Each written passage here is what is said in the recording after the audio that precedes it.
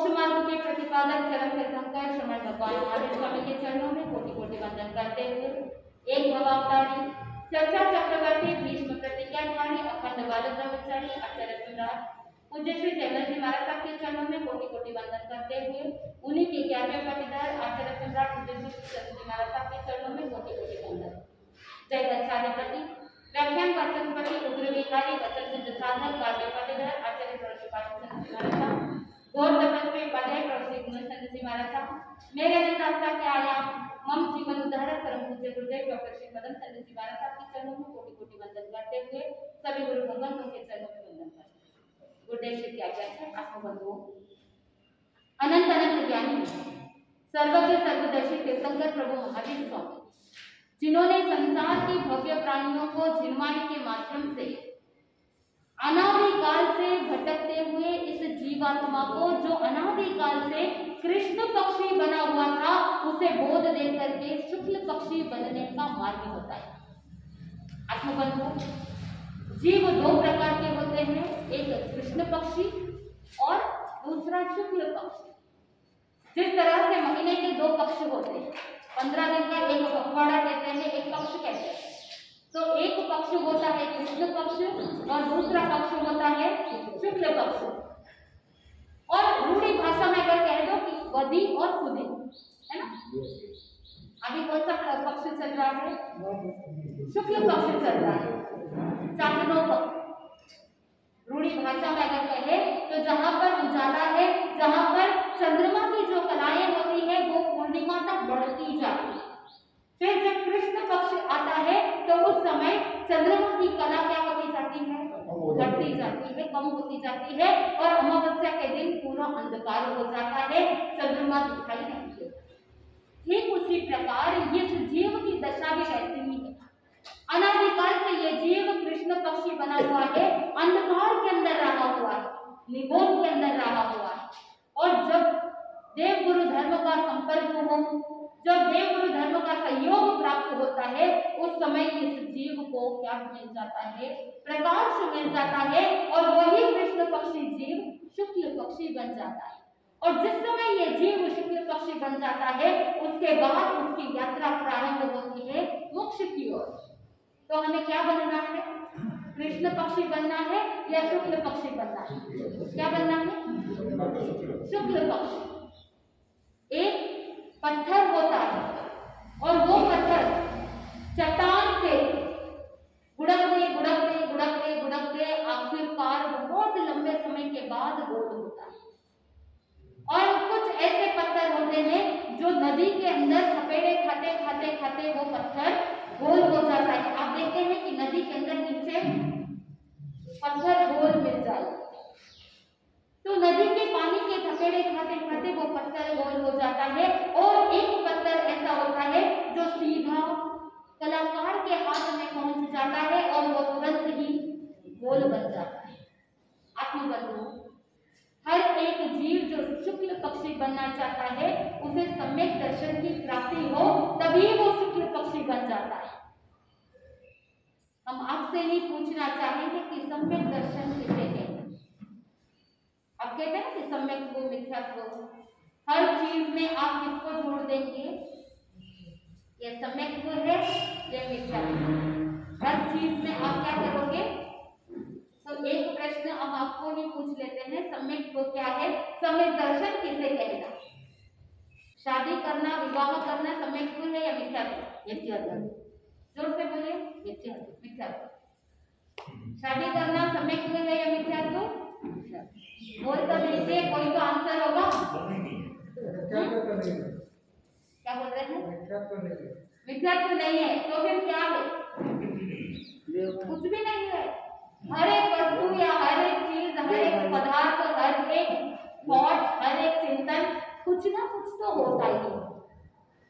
तो मैं आपसे पूछना चाहूंगी कि शादी करना सम्यक है या मिथ्यात्व? कुछ कह रहे हैं कि मिथ्यात्व है। शांतिनाथ जी, कुंदनाथ जी, अलानाथ जी तीर्थंकर है, 16वें, 17वें, 18वें तीर्थंकर। चक्रवर्ती भी थे, मांडलिक राजा भी थे और एक एक चक्रवर्ती की कितनी रानियां होती है? 64,000 रानियां होती है और एक एक रानी के पीछे दो दो परिग्रहिता दासियां।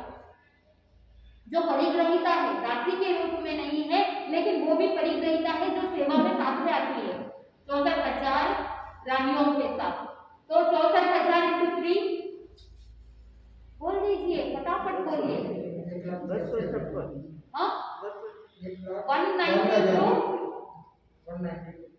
192 क्या है? 1,92,000। क्या वो तीर्थंकर नहीं है? जो तीर्थंकर का जीव होता है, और शांतिनाथ जी के तो 1.25 करोड़ संतान। कितने? आप एक में थक जाते हैं, सोचते हैं कि हम दो हमारे, वो भी आप छोड़ देते हैं, सारा टेंशन आपको ही है।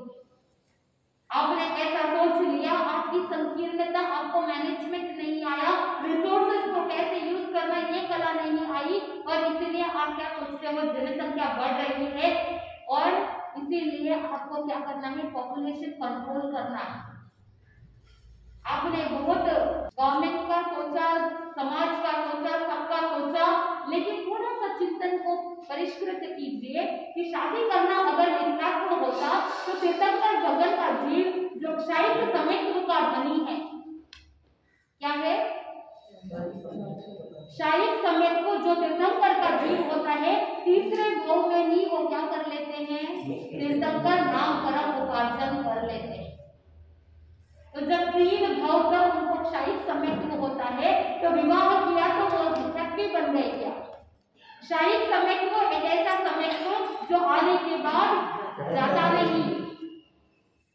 अब आप बोलिए कि शादी करना, विवाह करना समित्व है या मिथ्या? शादी करना तो एक सामाजिक व्यवस्था है, ना समित्व है ना ही मिथ्या है। अगर उसे धर्म समझ लिया तो गलत हो जाएगा। यानी जब इसीलिए कहते हैं कि अब जब तक वस्तु के यथार्थ स्वरूप को नहीं पहचानते तब तक धर्म भीतर से प्रकट नहीं हो पाता। यानी जब मैं कहा वस्तु सहावो धम्मो, वस्तु का जो यथार्थ स्वरूप होता है वो ही उसका धर्म है। पानी का स्वरूप क्या है? पानी का गुण क्या है? पानी शीतलता प्रदान करता है। अगर पानी को 100 डिग्री तक बॉईल किया जाए, गर्म किया जाए, खोलता हुआ पानी हाथ पर गिर जाए तो फफोले हो सकते हैं, लेकिन वो ही खोलता हुआ पानी जब कहीं आग लग जाती है, उस पानी पर डालने से क्या होगा? अग्नि बुझ जाएगी। एक बार के लिए वो पानी विभाव दशा में चला गया है, उसके स्वभाव से अलग हो गया है, लेकिन अंदर गुण विद्यमान होते हैं। जिस वस्तु का जो स्वरूप है उसे वैसे के वैसे जानना और जिसका जैसा स्वरूप है वैसा मानना समित्व है। आचार्य हेमचंद्र ने कहा कि सुदेव, सुगुरु, सुधर्म पर श्रद्धा रखना क्या है? समित्व दर्शन। दर्शन यानी देखना, दर्शन यानी फिलॉसफी, दर्शन यानी एक थॉट पैटर्न, सिद्धांत। तो जब तक आप सिर्फ बाहर के चक्षु से देख रहे हैं लेकिन जान नहीं रहे हैं, पहचान नहीं रहे हैं, तब तक वांछित लाभ मिलने वाला है क्या? नहीं है। जानते सब कुछ है लेकिन मानते कोई नहीं। जानना, पहचानना और मानना तीनों अलग अलग बातें हैं। आप जानते हैं, पहचानते हैं, लेकिन मानते नहीं। क्यों नहीं मानते? क्योंकि भीतर से अभी तक श्रद्धा जागृत नहीं। ज्ञानी जन ने कहा, आचार्य कुंद कहते हैं कि जिस तरह से जीव आदि जो पदार्थ होते हैं उनके ऊपर श्रद्धा करना व्यवहार नहीं की अपेक्षा से सम्यक दर्शन है, और आत्मा ही सम्यक दर्शन है। आत्मा के ऊपर ही श्रद्धा रखना निश्चय नहीं के अनुरूप सम्यक दर्शन। दो व्यू पॉइंट्स हो जाते हैं, व्यवहार नहीं और निश्चय। व्यवहार में हम कह सकते हैं कि अमुक अमुक पदार्थ पर जिस वस्तु का जैसा स्वरूप है, नौ तत्व का ज्ञान प्राप्त करना, नौ तत्वों पर श्रद्धा रखना सम्यक दर्शन है। लेकिन निश्चय के अंदर आत्मा ही ज्ञान है, आत्मा ही दर्शन है, आत्मा ही चारित्र है और आत्मा ही तप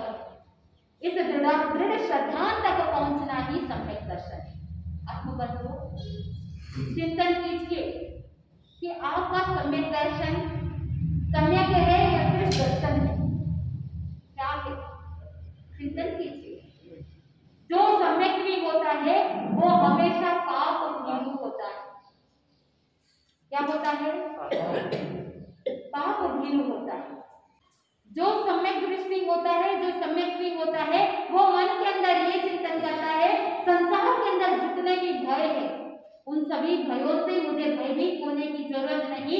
मुझे अगर भयभीत रहना है, अगर मुझे कहीं पर भी अटकना है, तो फिर वहां पर मुझे ध्यान रखना है कि मैं पाप से दूर रहूं, पाप से भयभीत रहूं। जब भी कोई पाप कार्य करूं तो मेरे मन में ये भय रहे कि अगर मैंने पाप कार्य किया है तो उसके कर्म मुझे ही भोगने पड़ेंगे।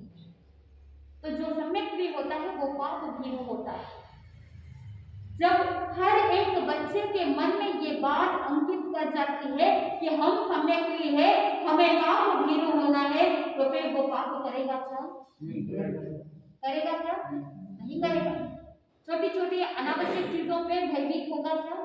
नहीं होगा। किसी को अंधेरे से डर है, किसी को ऊंचाई से डर है, किसी को पानी के अंदर डर लगता है, किसी को कुछ भय है, किसी को कोई फोबिया है। और बच्चों की जब परीक्षाएं आती है तो बच्चों को एग्जाम फोबिया होता है। लेकिन वही अगर मन में पहले से ही positive psychology, positive thought they दे कि हम जैन है, जैन वो होता है जिसके आचार और विचार शुद्ध होते हैं। डॉक्टर श्री पदम चंद्र जी महाराज साहब कहते हैं कि जहां पर एक तरफ होता है जन यानी सामान्य जनता और दूसरी तरफ होता है जैन, हिंदी में जब आप लिखते हैं तो ऊपर दो मात्रा लग जाती है और वो दो मात्रा है आचार और विचार की। जिस व्यक्ति के आचार यानी कोड ऑफ कॉन्डक्ट, आचरण शुद्ध होता है, पॉजिटिव होता है, प्राणी मात्र के प्रति दया भाव रहता है, प्राणी मात्र के प्रति अहिंसा के भाव होते हैं, प्राणी मात्र के प्रति मैत्री की भावना होती है, उसके आचार शुद्ध होता है। और दूसरी मात्रा है विचार की, जिसकी थिंकिंग पॉजिटिव होती है, जिसकी सोच बहुत अच्छी होती है, हर एक के लिए सच्ची सोच होती है। वो जीव, वो साधक जन से ऊपर उठ करके क्या बन जाता है? जैन बन जाता है। जैन जीवन जीने का एक तरीका है, जैन वे ऑफ लाइफ है, आपकी सोच का डिनोशन है, प्रतीक है कि किस तरह से आप जीवन जी रहे हैं। विश्व भर के अंदर जितने भी जीव है, जितने भी लोग हैं, सभी के लिए ये जो सिद्धांत है वो प्रैक्टिकली अप्लाई करें, क्योंकि ये जो जैन धर्म के सिद्धांत है वो सारे के सारे यूनिवर्सल है। किसी एक जाति से, किसी एक पंथ से कोई लेना देना नहीं है। जो साधक जैन के सिद्धांतों को समझ जाता है, जो जिन भगवान यानी तीर्थंकर भगवंतों ने जो वाणी फरमाई है उस पर अटूट श्रद्धा रख करके जीवन में आगे बढ़ता है, उसके जीवन से आध्यात्मिकता का प्रादुर्भाव हो जाता है।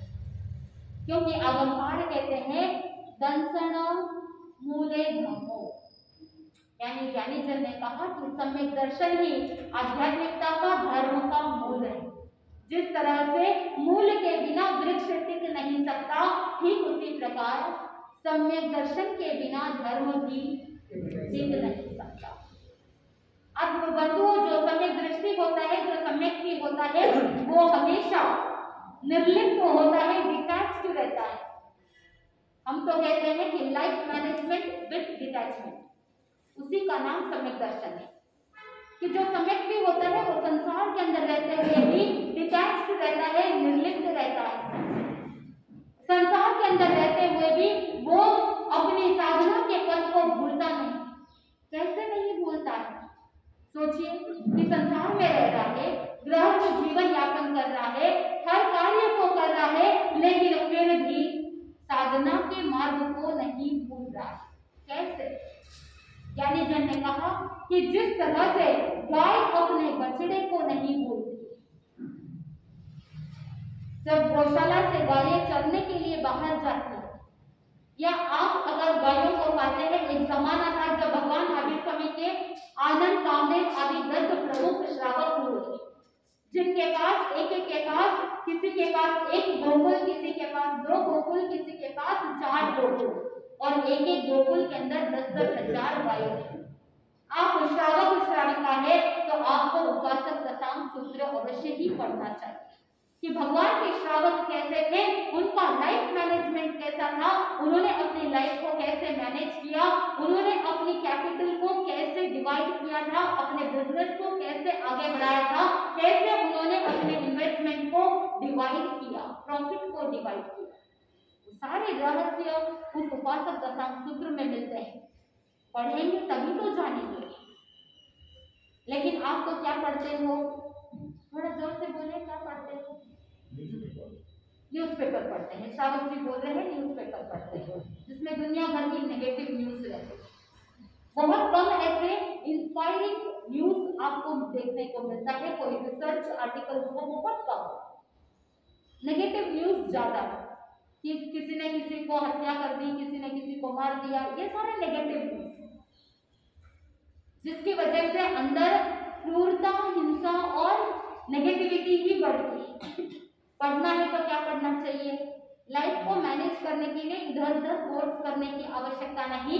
आप तो क्या करो, उपासक दशांग सूत्र पढ़ो। उसके अंदर देखेंगे भगवान महावीर स्वामी के जो प्रमुख श्रावक हुए, जिनके पास 500 हल जमीन है, 2-2 4-4 गोकुल है, और व्यापार के लिए 500 गाड़ियां, निजी यूज के लिए 500 गाड़ियां। आपके जो BMW, वे जो भी बड़े बड़ी कार है, महंगी से महंगी गाड़ियां भी उनके गाड़ियों से भी कम लगती है। क्यों पता है? आप कह दोगे कि उस जमाने के अंदर बैलगाड़ी चलती थी, उस जमाने के अंदर रथ चलते थे, तो फिर वो महंगी कैसे हो सकती है? आगमों के अंदर वर्णन मिलता है कि आनंद कामदेव आदि जो श्रावक हुए, उनकी जो गाड़ियां होती थी, उनके जो रथ होते थे, वो स्वर्ण और रत्न जड़ित होते थे। उनके बैल इतने हृष्ट पुष्ट होते थे कि अगर सिर के ऊपर मक्खी बैठ जाए तो वो स्लिप हो जाए, इतने हृष्ट पुष्ट और तंदुरुस्त अति बंधु। जब उनके पास इतनी विपुल धन वैभव संपत्ति थी, उसके बावजूद जिस समय रिटायर्ड होना था, जिस समय निवृत्त होना था, एक झटके में उन्होंने अपनी सारी धन वैभव संपत्ति व्यापार सब कुछ अपने पुत्र को उत्तराधिकारी बना करके, और साथ में ये भी वर्णन मिलता है कि जब उन्होंने अपने पुत्र को उत्तराधिकारी बनाया तो अपने परिवार के जितने भी रिलेटिव्स हैं, जितने भी स्वजन है, मित्रजन है, परिजन है, उन सबको बुलाया, उन सबको प्रीति भोज करवाया और सबके सामने अनाउंस किया, घोषणा की कि आज से मेरा पुत्र मेरा उत्तराधिकारी होगा, सारी बिजनेस की बागडोर मेरा पुत्र संभालेगा। अनाउंस कर दिया, अब से मैं निवृत्त हो रहा हूं, मुझे सांसारिक कार्यों से कोई लेना देना, जो भी लेन देन होगी, जो भी कुछ भी बिजनेस होगा, जो भी व्यापार होगा, जो कुछ भी घर परिवार के अंदर भी जो भी संभालना है, जो भी कार्य करने हैं, जो भी डिसीजन लेने हैं, वो सब कुछ कौन करेंगे? मेरे उत्तराधिकारी करेंगे। मैं अपनी आत्मा को आगे बढ़ाने के लिए समय समय पर पोषकशाला में जाकर के धर्म आचरण में तल्लीन रहूंगा। क्या आपने कभी ऐसा किया कि जब धन कमाना था तब आपने खूब धन कमाया, लेकिन साथ में नैतिकता, प्रामाणिकता के साथ, धर्म के साथ, और जिस समय छोड़ना था एक झटके में छोड़ दिया, लेकिन जब बुढ़ापा आ जाता है, रिटायर होने का समय आता है, उस समय आपके अंदर तो लोभ वृत्ति जागृत हो जाती है। अभी थोड़ा समय और थोड़े टाइम बाद में हम क्या करेंगे? आपकी सत्ता आपके हाथ से छूटती नहीं, उस समय लोभ जागृत होगा, उस समय इनसिक्योरिटी फीलिंग, क्योंकि पहले से ही आपने अपने जीवन की व्यवस्था को बिगाड़ करके रखा। पहले से ही अगर व्यवस्थित चलते तो कोई प्रॉब्लम नहीं होती। अब क्योंकि आपने व्यवस्था बिगाड़ दी है, तो आपको अपने बुढ़ापे की चिंता कि मेरे बुढ़ापे में मेरी सेवा कौन करेगा, मेरे बुढ़ापे में सारी व्यवस्था कौन करेगा। आए दिन नई नई बीमारियां आ रही है, अगर कोई मेजर मेडिकल कोई खर्चा आ गया तो कैसे संभालेंगे, क्या करेंगे, ये सारी चिंताएं आपके अंदर लगी रहती है। इसीलिए ज्ञानी जन कहते हैं कि पहले धर्म को समझो, जानो, क्योंकि जीवन जीने का तरीका भी धर्म सिखाता है। कैसे जीवन जिया जाए, कैसे अपने जीवन को व्यवस्थित किया जाए, जिसके माध्यम से आपके जीवन में चाहे कैसी भी परिस्थिति आए, हर परिस्थिति का सामना करने के अंदर आप क्या बन जाएंगे, सक्षम बन जाएंगे। इसीलिए ज्ञानी जन कहते हैं कि थोड़ा सा अध्ययन कीजिए, वो अध्ययन कीजिए जो आपके लिए इंपॉर्टेंट है। लेकिन आप क्या करोगे, दशरथकालीन सूत्र पढ़ेंगे जो साधु साधुओं के आगम है, जहां पर साधु की चर्या बताई जाती है, उससे आपके लिए कोई लेना देना है क्या? नहीं है। दशरथकालीन सूत्र के 4 अध्ययन कंठस्थ इसीलिए करना क्योंकि मन में ये चिंतन करना, जब भी कभी संयम लेने का मौका मिले तो मेरे लिए ये क्या बनेगी, पूंजी के समान बनेगी। लेकिन जब तक श्रावक धर्म में है तब तक अच्छे से श्रावक पने को फॉलो करना है, तो उपासक दशांग सूत्र का अध्ययन जरूर से करना है। आत्मबंधुओं, अगर आज तक कभी उपासक दशांग को खोल करके नहीं देखा है तो चालू कर दीजिए। जैसे कोई भी एक किताब पढ़ते हैं, प्राकृत के शब्द अगर नहीं आते, अर्धमागधी के शब्द बोलने नहीं आते, पढ़ने नहीं आते, कोई बात नहीं, नीचे जो हिंदी या गुजराती में जो लिखा हुआ है उस अर्थ को तो पढ़ लीजिए।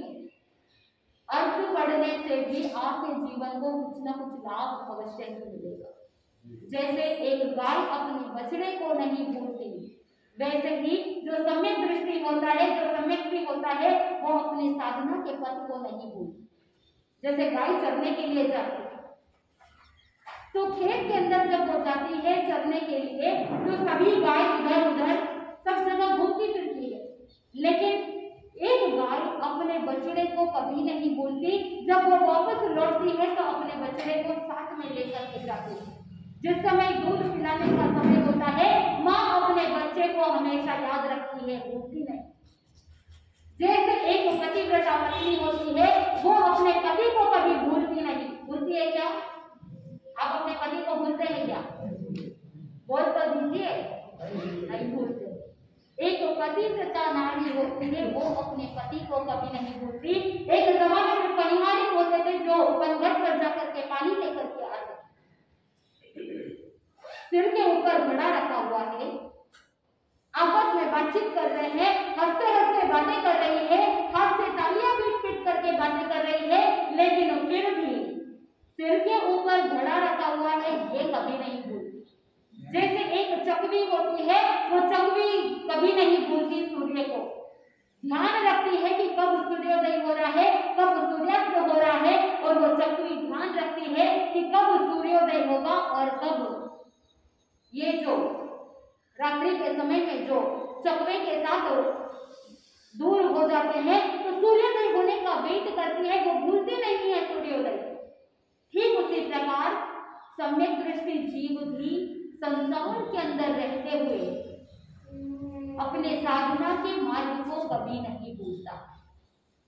आप अपने साधना के मार्ग को याद रखते हैं या भूल गए? चिंतन कीजिए।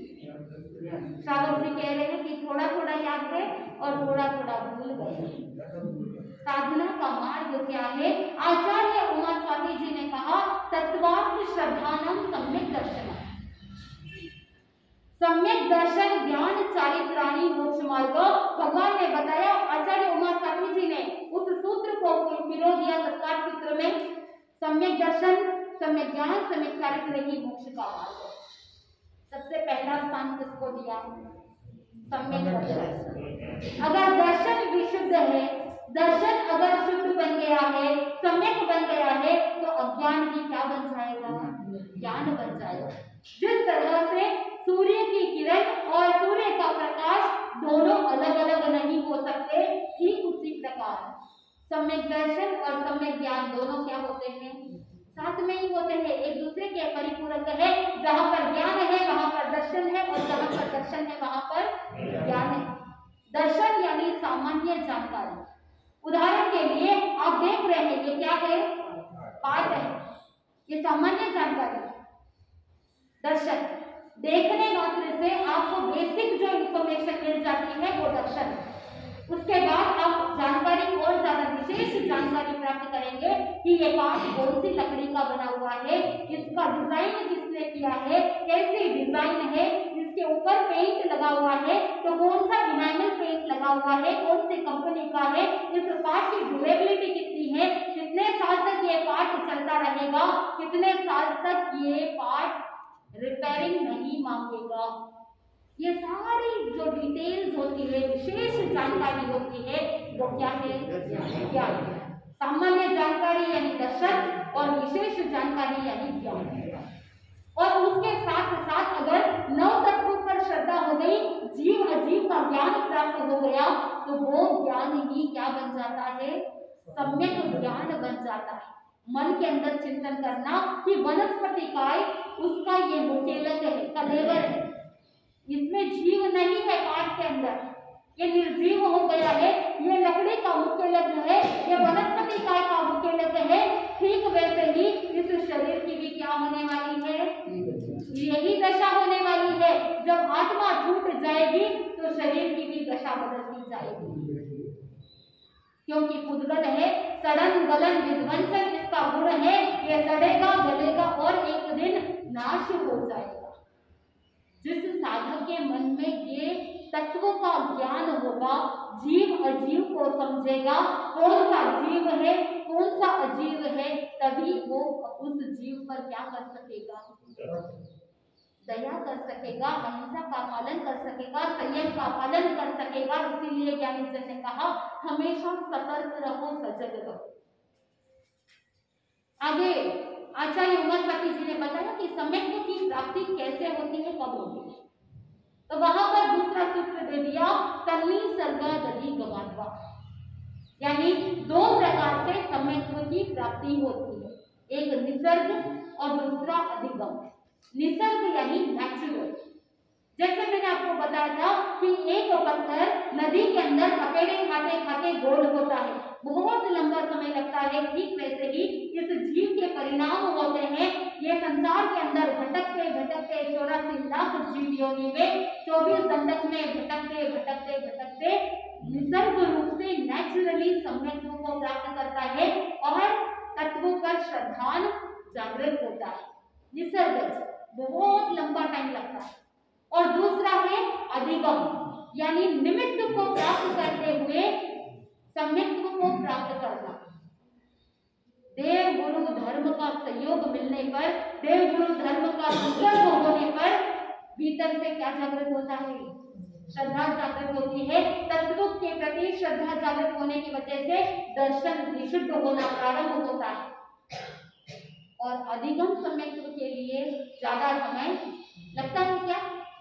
जिनकी आत्मा को लगना है उनको बस एक क्षण चाहिए।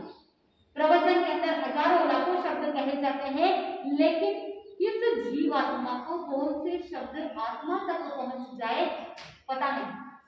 इसीलिए हर एक जीव का ध्यान में रखते हुए गुरु भगवान तो प्रवचन फरमाते हैं, हजारों शब्दों का प्रयोग किया जाता है। हो ना हो कोई ना कोई एक सेंटेंस, कोई ना कोई एक शब्द किसी ना किसी आत्मा को जाकर के छू लेगा। ज्ञानी जन बताते हैं, एक बार हुआ ऐसा, अधिगम सम्यक्त्व यानी देव गुरु धर्म के सहयोग से, गुरु कृपा से जो सम्यक दर्शन की प्राप्ति होती है।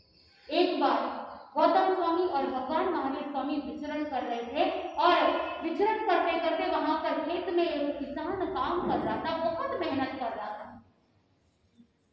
इतनी मेहनत, इतना दुखी था। भगवान महावीर स्वामी ने गौतम स्वामी को आज्ञा दी। ज्ञानी जन कहते हैं आनाये धम्मो, यानी गुरु आज्ञा में ही क्या है? धर्म है। भगवान महावीर स्वामी ने आज्ञा दी कि हे गौतम, तुम जाओ उस किसान को बोल दे दो, धर्म के लिए, जिन शासन के लिए एक उपकार होगा, तुम उस पर उपकार करोगे, वो धर्म से जुड़ जाएगा और सम्यक्त्व को प्राप्त करेगा।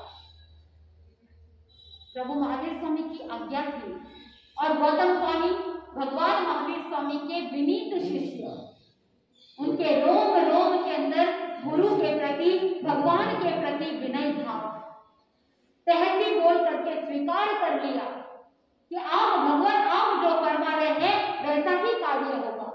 गए गौतम स्वामी उस किसान के पास गए, किसान को पूछा कि दुखी लग रहे हो, क्या बात है? उस समय वो किसान अपनी आप बीती कहता है कि मेरे 7 पुत्रियां हैं और घर के अंदर खर्चा भी बहुत ज्यादा है, मैं बहुत दुखी हूँ, क्या करूँ? कोई ऐसा उपाय बता दीजिए जिससे मैं दुख मुक्त हो सकता हूँ। गौतम स्वामी ने कहा कि तुम चलो मेरे साथ, तुम जीवन पर्यंत के लिए हमेशा के लिए तुम्हारे सारे दुख क्या हो जाएंगे? दूर हो जाएंगे, तुम्हें सुख का मार्ग प्रदान करेंगे, तुम चलो मेरे साथ। अगर आपको कोई कह दे कि मैं तुम्हारे दुख को दूर कर दूंगा तो आप क्या करोगे? उसके पीछे जाएंगे कि नहीं जाएंगे? जाएंगे। मन में सोचते हो कि अगर मेरी तकलीफ दूर हो रही है, मेरे दुख दूर हो रहे हैं, तो मुझे निश्चित रूप से क्या करना चाहिए? जाना चाहिए। लेकिन आपने केवल पदार्थों के दुख को दुख समझा, भौगोलिक दुख को दुख समझा और आत्मा के दुख को जाना ही नहीं। अनादिकाल से ये जीवात्मा भटकती आई है, हर दर ठोकरें खाती आई है। ना जाने कितनी बार ये जीव गर्भ के अंदर उल्टा लटका था और अंदर गर्भ के अंदर कितनी गंदगी, वहां पर कितनी बार इस तरह की वेदना को सहन करना पड़ा था। बार बार ये जीव जन्म मरण के दुख को भोग रहा है। ज्ञानी जन कहते हैं कि जन्म के समय में जीव को जितना कष्ट होता है, जितना दुख होता है, उससे कई गुना ज्यादा कष्ट मृत्यु के समय में होता है। जन्म के समय भी इस जीव को कष्ट होता है, मृत्यु के समय भी कष्ट होता है। और ये जीव संकल्प करता है कि अगली बार जब मनुष्य जन्म मिले तो मैं ऐसा कार्य नहीं करूं कि मुझे बार बार जन्म मरण करना पड़े। लेकिन जैसे ही मनुष्य जन्म मिलता है और मनुष्य जन्म मिलने के बाद इस राग रंग के अंदर इतना रचा पचा हो जाता है कि भूल जाता है कि मैंने पूर्व में संकल्प किया था कि अगली बार मनुष्य जन्म मिलेगा तो मैं संयम अंगीकार करूंगा। ये जीव भूल जाता है कि मैंने पूर्व में संकल्प किया था, खूब दान पुण्य किया, खूब धर्म आराधना की, इसीलिए उत्तम कुल, उत्तम जाति, उत्तम क्षेत्र, आर्य क्षेत्र प्राप्त हुआ, मनुष्य जन्म मिला, जिनवानी सुनने को मिली, धर्म करने के लिए धर्म मिला। भूल गए कि पूर्व में हमने संकल्प किया कि हम आने वाले भाव में ऐसा कोई भी कार्य नहीं करेंगे जिससे बार बार जन्म मरण करना पड़े। भूल गए, विस्मृति हो गई। और जब विस्मृति हो जाती है तो गुरु भगवंत क्या करते हैं? याद दिलाते हैं कि बहुत सो लिए, अब क्या करो? नींद में से जाग जाओ। आपको सोना बहुत पसंद है? कौन सा सोना पसंद है? गले में पहनने वाला सोने का नेकलेस पसंद है या रात्रि के समय में बहुत आराम से घोड़े बेच के सोने का सोना पसंद है? कौन सा सोना पसंद है? दोनों? गले में पहनने का सोना पसंद है? आत्मबंधु, सोना जो है द्रव्य है, उद्गल है, और हर एक जीव, हर एक द्रव्य के अंदर अपने अपने गुण होते हैं। सोना भी शाश्वत है, उसकी पर्याय बदलती है। कभी ये सोना नेकलेस के रूप में है, कभी ये सोना ब्रेसलेट के रूप में है, कभी ये सोना अंगूठी के रूप में है, लेकिन सोना तो सोना ही रहेगा। सोना चांदी नहीं बन सकता, सोना तांबा नहीं बन सकता। सोना क्या होगा? सोना ही रहेगा। उसका एक गुण है, क्या है? हम आपसे ही पूछ लेते हैं, सोने का गुण क्या है? सोने को देख करके आपको उसका क्या गुण याद आता है? चमकना। लेकिन किसी ज्ञानी पुरुष ने कहा है, all that glitters is not gold. सब कुछ जो चमकता है वो सोना नहीं है।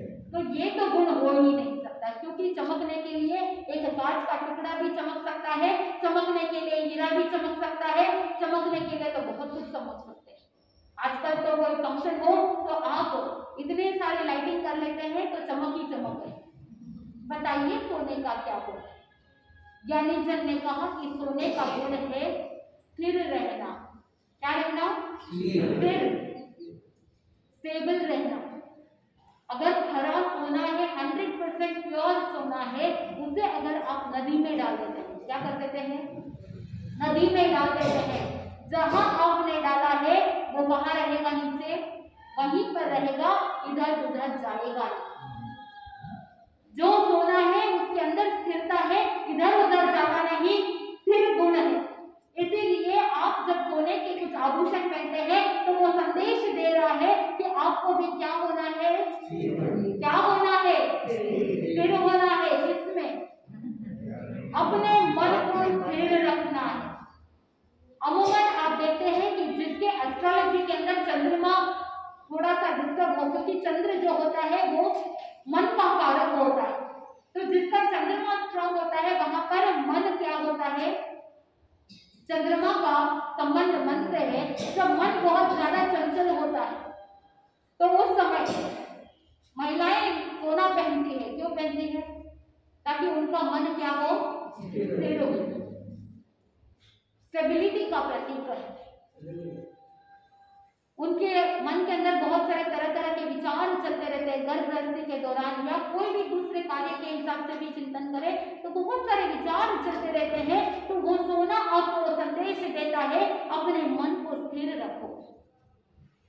लेकिन जिस द्रव्य का, जिस उद्गल का जो स्वभाव है उसे नहीं जाना, पहचाना नहीं, और जब आप पहचान नहीं पाते हैं तब भीतर से श्रद्धा जागृत कैसे होगी? श्रद्धा हो तो राजा श्रेणी के जैसी हो। पहले तो मिथ्यात्वी था, लेकिन जब रानी चेलना और अनाथी मुनि का प्रयास था, उन्होंने प्रयास किया, उन्होंने मेहनत करी और बोध दिया अनाथी मुनि ने, तब जाकर के राजा श्रेणी मिथ्यात्वी से क्या बन गए, सम्यक्वी बन गए, शुक्ल पक्षी बन गए। और ऐसी दृढ़ श्रद्धा हुई कि चाहे कुछ भी हो जाए वो विचलित होने वाले नहीं। एक बार सौधर्म सभा में इंद्र ने प्रशंसा की, ऐसी प्रशंसा की कि कहा राजा श्रेणी के समान कोई दृढ़ सम्यक्वी नहीं। जो मिथ्यात्वी देव थे उनसे सहन नहीं हुआ। हाड़ मांस का औदारिक शरीर धारण करने वाला मनुष्य और इतना दृढ़ सम्यक्वी कैसे? परीक्षा करनी चाहिए। और जब परीक्षा करने के लिए देव आए, एक बार राजा श्रेणी घूमने के लिए अपने घोड़े पर सवार होकर के जा रहे थे, और उस समय एक देव विकुर्णा करके वेत्रे लब्धि के प्रयोग से एक साधु का रूप धारण किया। कंधे के ऊपर कंबल के स्थान पर एक मछुआ जिस तरह से जाल पकड़ता है ना, मछली का पकड़ने का जाल जो होता है, जाल रख करके आगे चल रहा है। राजा श्रेणी जैसे ही इस दृश्य को देखते हैं तो विचार करने लगे, घोड़े से नीचे उतरे, पूछा कौन? कहा कि मैं भगवान महावीर स्वामी का शिष्य हूँ, साधु हूँ। राजा श्रेणी को दृढ़ विश्वास था कि जो जैन साधु होते हैं, जो भगवान महावीर स्वामी की आज्ञा का पालन करने वाले होते हैं, वो ऐसा कार्य कभी भी नहीं कर सकते। पूछा कि आपके कंधे पर क्या है? कहा कि मछली को पकड़ने का जाल है। राजा श्रेणी ने कहा कि ये जाल क्यों है? जैन साधु तो रखते नहीं। तो उस समय वो कहते हैं कि अगर मैं मछली नहीं पकड़ूंगा तो खाऊंगा क्या? उस समय राजा श्रेणी ने कहा, अरे दुष्ट, तुम तो भगवान के साधु हो ही नहीं सकते। और बहुत जोर से फटकारा और उसे मारने के लिए या उसे सजा देने के लिए आगे बढ़े। जैसे ही वो आगे बढ़े तो वो देव अपनी माया को समेट करके वहां से भाग जाता है। राजा श्रेणी के मन में श्रद्धा और ज्यादा सुदृढ़ हो गई। आगे चलते चलते एक वही देव विकुर्णा करते हुए, साध्वी का रूप धारण करते हुए आते। वो साध्वी सगर्भा, गर्भ के सारे लक्षण दिखाई दे रहे। राजा श्रेणी पुनः घोड़े से नीचे उतरे, पूछा कौन? कहा कि मैं भगवान महावीर स्वामी की साध्वी हूँ। राजा श्रेणी विचार कर रहे हैं कि सगर्भा है, गर्भ के लक्षण दिखाई दे रहे हैं, ऐसा हो ही नहीं सकता। कहा कि ये अवस्था क्यों? तो कहा कि मेरे तो ये बाहर लक्षण दिख गए, इसीलिए आप ऐसा कह रहे हैं। मैं सगर्भा हूं, इसीलिए मुझे ग्रुप से आज्ञा से बाहर कर दिया है। मेरे लक्षण बाहर दिखाई दे दिए, मेरा पाप बाहर दिखाई दे दिया, इसलिए इस तरह से सब लोग मेरा तिरस्कार कर रहे हैं। लेकिन भगवान के सारे साधु साध्वी क्या है? ऐसे ही। राजा श्रेणी के मन में दृढ़ श्रद्धा थी। उसने कहा ऐसा हो ही नहीं सकता, जो जैन साधु साध्वी होते हैं वो कभी ऐसा कर ही नहीं सकते। जोर से फटकारा तो वो भी अपनी देव माया समेट करके मां से भाग गए। आत्मबंधुओं, राजा श्रेणी की ऐसी दृढ़ श्रद्धा, उस समय वो देव अपनी माया को समेट करके अपने देव रूप में प्रकट होता है और हाथ जोड़ करके क्षमा याचना करता है कि मैंने तो सिर्फ आपकी परीक्षा लेने के लिए अपनी विपुलता की शक्ति से मैंने आपकी परीक्षा ली। धन्य है आपकी समेत्र की भावना, धन्य है आपकी दृढ़ श्रद्धा। भगवान महावीर स्वामी के अनुयायी होने का ये टेस्ट जो है वो आप पास कर चुके हैं और उपहार स्वरूप देव ने उन्हें एक देव नामी हार दे दिया। यानी जन कहते हैं कि श्रद्धा हो तो कैसी हो, राजा श्रेणी के जैसी हो कि चाहे देव आकर के परीक्षा ले ले, चाहे कैसी भी परिस्थिति आ जाए, लेकिन श्रद्धा कहीं भी डिगने वाली नहीं है। वो गौतम स्वामी भी उस किसान को कह रहे हैं कि तुम मेरे साथ चलो, संयम के अंदर ही सुख है, बाकी संसार के अंदर कोई सुख नहीं। सभी दुख दूर हो जाएंगे, तुम अपनी आत्मा के अंदर रमण करना प्रारंभ कर दो। बोध दे दिया और वहां पर उस किसान को दीक्षा की भावना भी हो गई और गौतम स्वामी ने वहीं पर अपने उपकरण दे दिए और अपने ओढ़े में से कुछ हदिया दे करके उसे वहीं पर दीक्षित कर दिया। कहा गौतम स्वामी ने कि जहां पर मेरे धर्म गुरु है, भगवान महावीर स्वामी है, चलो मेरे साथ धर्म गुरु के पास चलो। उनके दर्शन बंधन मात्र से ही जन्म जन्मांतर के कर्म कट जाते हैं। मैं अपने धर्म गुरु के पास जा रहा हूं, मन के अंदर ये चिंतन की प्रभु की आज्ञा के कारण से एक कार्य हुआ। आप होते तो क्या करते, आप कहते कि मारे एक चलो हुआ, लेकिन वहां पर गौतम स्वामी ने ऐसा नहीं सोचा कि मेरा एक चेला हो गया है, शिष्य हो गया है। उन्होंने तो यही सोचा कि प्रभु की आज्ञा का कार्य संपन्न हुआ, एक शिष्य समुदाय के अंदर वृद्धि हुई, प्रभु के शासन में एक वृद्धि हुई।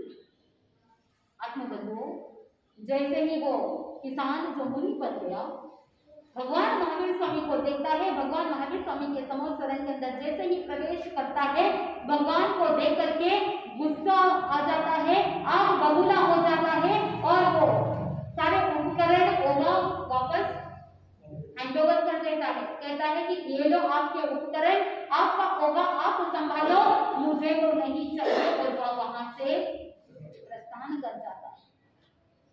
गौतम स्वामी को बात समझ में नहीं आई।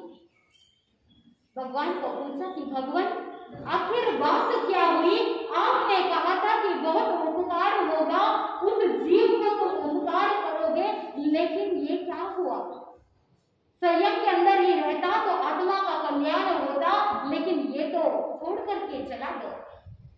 उस समय भगवान महावीर स्वामी कहते हैं कि उस किसान के मन में मेरे प्रति पूर्व भव का वैर है, इसीलिए मुझे देखते ही वो आग बबूला हो गया, गुस्सा हो गया और यहाँ से चला गया। पहले कृष्ण पक्षी था, लेकिन तुम्हारे उपदेश के कारण से वो क्या बना है? शुक्ल पक्षी बना है। और जैसे ही सारा वैर भाव दूर हो जाएगा तो ऑटोमेटिकली आगे चल करके वो पुनः संयम अंगीकार करेगा, अपनी आत्मा का कल्याण करेगा। पूर्व भाव में जब मेरा जीव त्रिपुष्ट वासुदेव के भाव में था और गौतम तुम मेरे सारथी थे, और ये जो किसान का जीव है वो सिंह था। एक समय ऐसा हुआ कि ये सिंह वहां के लोगों को मारता था, वहां के लोगों को पीड़ा पहुंचा रहा था, हत्या कर रहा था, इसीलिए राजा ने आदेश दिया था और इसीलिए मैं बिना कोई शस्त्र लिए ही उस सिंह को मारने के लिए भिड़ गया। त्रिपुष्ट वासुदेव के भाव में वहां पर मैंने सिंह को जबड़े को पकड़ करके जैसे कपड़े को फाड़ते हैं वैसे ही उसके जबड़े को अलग कर दिया था। वो मरा नहीं, लेकिन मन के अंदर वैर भाव जागृत रह गया। तुम सारथी थे, तुम्हें उसके प्रति दया भाव जागृत हुआ, तुमने उसके ऊपर दया की और उसे शांत करने की कोशिश की। तुमने उस सिंह को कहा कि तुम द्वेष भाव मत रखो, तुम गुस्सा मत करो, तुम संभाव रखो। जिस तरह से तुम जंगल के राजा हो, ठीक वैसे ही ये त्रिपुष्ट वासुदेव भावी वासुदेव जो है राजा के समान है, इसीलिए तुम क्या मत करो, जैसे तुम बलवान हो, तुम अपने जंगल के अंदर तुम राजा बनते हो, वैसे ही राजा का कर्तव्य होता है प्रजा की रक्षा करना। क्योंकि तुमने उसके प्रति दया भाव रखा था, इसीलिए तुम्हारे प्रति कंसर्न ज्यादा था, तुम्हारा बोध उस तक लग गया। चिंतन कीजिए, अगर किसी भी साधु संत के, किसी भी चारित्रात्मा के कोई भी बोध अगर आपकी आत्मा को लग रहा है, उनके साथ अगर आपका संपर्क जुड़ रहा है, इसका मतलब क्या है कि पूर्व भाव में कोई ना कोई संबंध रहा होगा, इसीलिए वो बोध आपको प्राप्त हो रहा है। आत्मबंधु, सारथी ने सिंह को संभाला था उस पूर्व भाव में, और इस भाव में गौतम स्वामी ने उस किसान को बोध दिया, और इसीलिए क्योंकि पूर्व भाव में प्रेम का संबंध जुड़ा था, अब बोध दिया तो जल्दी बोध लग गया। और वही वैर भाव था, मुझे देख करके उसके पूर्व भाव के वैर जागृत हुए, इसलिए वो छोड़ करके चला गया। जैसे ही ये सारे वैर भाव समाप्त हो जाएंगे, क्योंकि अब वो शुक्ल पक्षी बन गया है, अब उसके जीवन में सम्यक दर्शन का स्थान प्राप्त हो गया है, अब वो भटकेगा नहीं, अब वो हटकेगा नहीं, शीघ्र संयम अंगीकार करते हुए अपनी आत्मा का कल्याण करेगा। आत्मबंधु, देव गुरु धर्म का सहयोग मिलता है, तब इस जीव को बोध मिलता है और भीतर से दृढ़ श्रद्धा जागृत होती है। ज्ञानी जन कहते हैं कि जीवन के अंदर चाहे कुछ भी हो जाए, लेकिन धर्म के फल में कभी संदेह नहीं करना, कभी धर्म की वाणी पर भी शंका डाउट नहीं करना। मन में सोचते हैं कि स्कूल के अंदर साइंस में हमने ये पढ़ा था, लेकिन भगवान ने ऐसी बात बताई है कि कौन सी सही है, उस समय आप क्या करोगे? जो दिख रहा है उसे आप सच्चा मान लोगे और भगवान की वाणी को क्या कर दोगे? नकार दोगे, डाउट करोगे, और अगर शंका की, डाउट किया तो आया हुआ ज्ञान भी चला जाता है। इसीलिए ज्ञानी जन ने कहा, कभी कोई भी तीर्थंकर भगवान की वाणी पर कभी कोई डाउट मत करना। मन के अंदर हमेशा ये चिंतन रखना कि सम्यक दर्शन के लक्षण 5 है। कितने? 5 लक्षण है। सम, संवेग, निर्वेग, अनुकंपा। सम यानी संभाव रखना, जो सम्यक दृष्टि होता है वो अनुकूल और प्रतिकूल दोनों परिस्थिति में गिरता रहता है, संभाव में रहता है। जो सम्यक दर्शन वाला जीव होता है वो चाहे फूल या शूल में, मित्र या शत्रु में, हमेशा हर परिस्थिति में संभाव में रहता है। चाहे मित्र हो या शत्रु हो, चाहे अनुकूल हो चाहे प्रतिकूल हो, हर परिस्थिति में वो संभाव रखता है।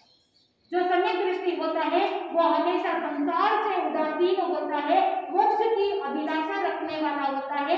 और ज्ञानी जन कहते हैं कि मोक्ष की अभिलाषा रखे तो शीघ्र ही मोक्ष में जाए।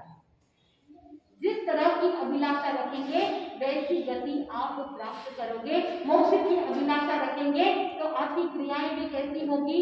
मोक्ष की अनुरूप होगी और आपको मोक्ष की प्राप्ति हो सकती है। सम, संवेग, निर्वेग, अनुकंपा। कंपा का मतलब है कंप यानी भूजना, अनु यानी तदनुसार कार्य करना।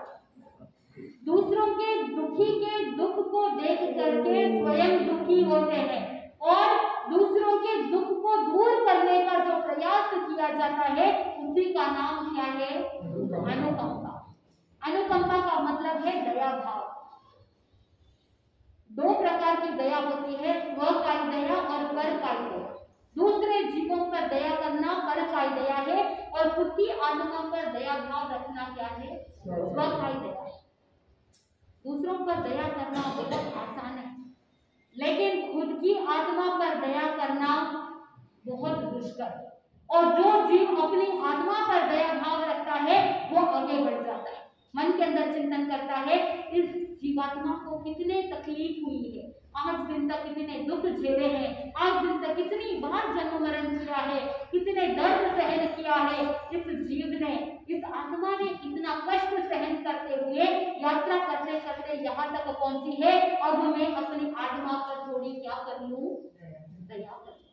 अगर अगर आपको अपनी आत्मा पर दया आती है तो आप ऐसा कोई भी पाप कार्य नहीं करेंगे जिससे आत्मा को कष्ट हो। तो अब से आप क्या करेंगे? स्वयं की आत्मा पर भी दया भाव रखेंगे और प्राणी मात्र के प्रति भी दया भाव रखेंगे।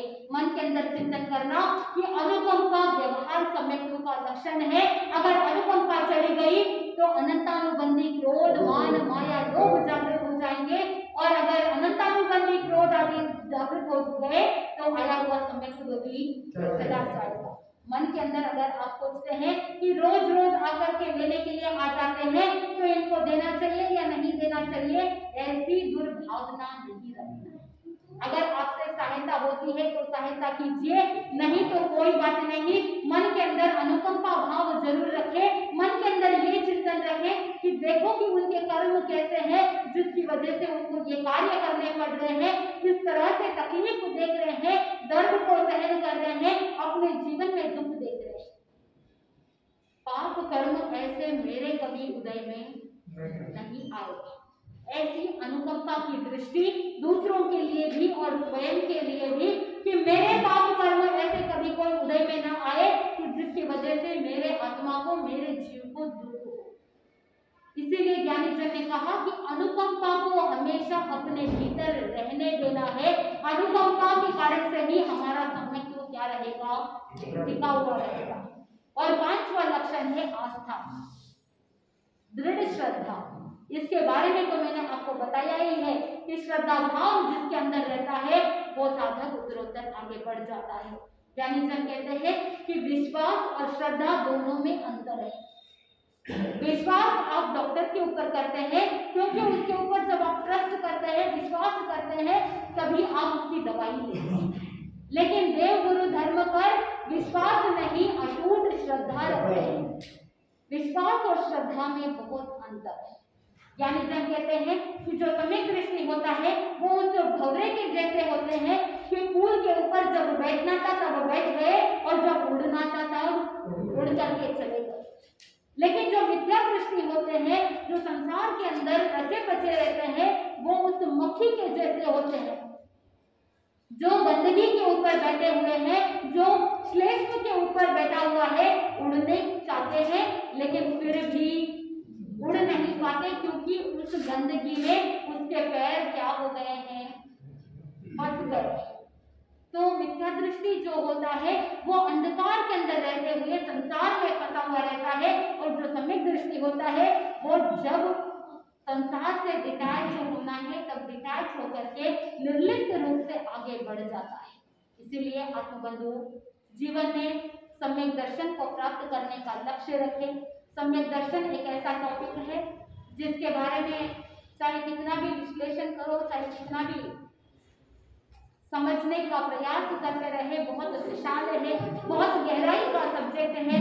जैसे जैसे आप अध्ययन करेंगे, जैसे जैसे आप इसके लक्षण को समझने का प्रयास करेंगे, आपको आनंद की प्राप्ति होगी। आनंद ही आनंद। बोले श्री जैन धर्म। 5 मिनट के लिए ध्यान करेंगे। अपनी आंखों को बंद कर लीजिए, ज्ञान मुद्रा के साथ करेंगे। इंडेक्स फिंगर के टिप को थंब के टिप पर टच कर रखिए, बाकी की उंगलियां सीधी रहेगी। अपने श्वासोच्छ्वास पर ध्यान केंद्रित कीजिए। Concentrate on your breathing.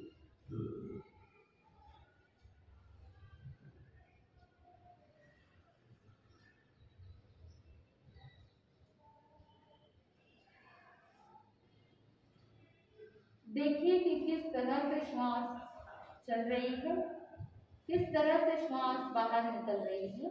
देखिए आज जो प्रवचन आपने श्रवण किया है, ज्ञान को सुना, जिनवाणी को श्रवण किया, अब आप आत्मचिंतन कर रहे हैं। अपने आत्मा के भीतर जान करके अनुभव कीजिए, अवलोकन कीजिए। अपने आप से पूछिए, क्या सम्यक्ति है या मिथ्यात्वी? प्रभु की वाणी पर आपके भीतर से श्रद्धा जागृत होती है या क्या है? स्वयं का अवलोकन करेंगे, स्वयं को स्वयं की बुद्धि से जाने, देखें। पुण्य पाप, आश्रय, संवर, निर्जरा, बंध, मोक्ष, ये जो 9 प्रकार के तत्व है, पदार्थ है, इस परमार्थ का ज्ञान आपने प्राप्त किया, श्रद्धा प्रतीति की, जीव पर दया करना, अजीव पर संयम रखना आपका परम कर्तव्य है। अपने आप से कहिए, मैं सम्यक भी हूँ, मैं शुक्ल पक्षी हूँ,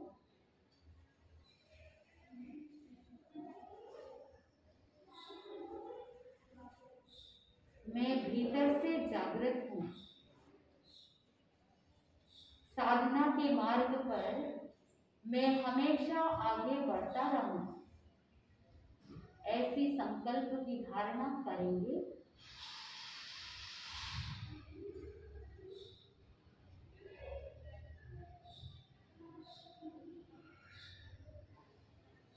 आपकी सोच बिल्कुल पॉजिटिव होती जा रही है, आपका संकल्प सुदृढ़ बनता जा रहा है। मन में अहोभाव, साक्षात तीर्थंकर भगवान महावीर स्वामी ने जो ज्ञान फरमाया है, जो देशना प्रदान की है, इस पर आपके भीतर से अटूट श्रद्धा जागृत हो रही है। तमेव सत्यम ही संभव जम जिने ही पवेनियम। भगवान, आपकी वाणी सत्य है, आपका बताया हुआ मार्ग सत्य है। भावपूर्वक तीर्थंकर भगवंतों को वंदन नमन कर रहे हैं, पंच परमेश्वरी को वंदन कर रहे हैं। इसी पॉजिटिव चिंतन के साथ, संकल्प के साथ मन में प्रसन्नता, अहोभाव, अनंत पुण्यवाणी के कारण से उत्तम कुल, आर्य क्षेत्र, मनुष्य जन्म प्राप्त हुआ और अनंत पुण्यवाणी के कारण से जिनवाणी श्रवण करने का अवसर प्राप्त हुआ। मेरे मन में जिनवाणी के प्रति अटूट श्रद्धा है और उसी श्रद्धा को सदैव जन्म जन्मांतर तक, जब तक मोक्ष की मंजिल प्राप्त होती है, तब तक मेरे जीवन में सम्यक्त्व बना रहे, धर्म साथ में रहे, देवगुरु धर्म का संयोग मिलता रहे, ऐसी सद्भावना भीतर से जागृत हो रही है।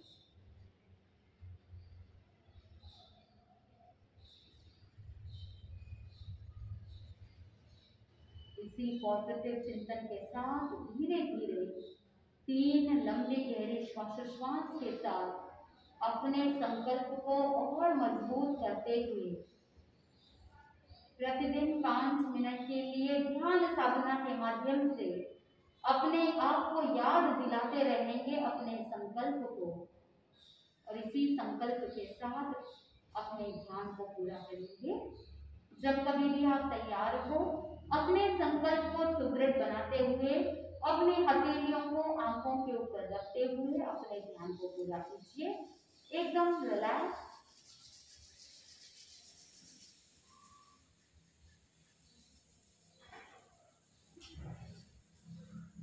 प्रतिदिन नियमित रूप से 2 मिनट 5 मिनट के लिए आप अपने श्वासोच्छ्वास पर ध्यान केंद्रित करते हुए अपनी आत्मा को याद दिलाना कि मैं सम्यक भी हूँ और मेरा कर्तव्य है, और मैं सम्यक भी होने के कारण से मैं हमेशा पाप भीरू रहूंगा, मैं सम्यक भी हूँ, इसलिए मेरी सोच हमेशा क्या होगी, पॉजिटिव होगी।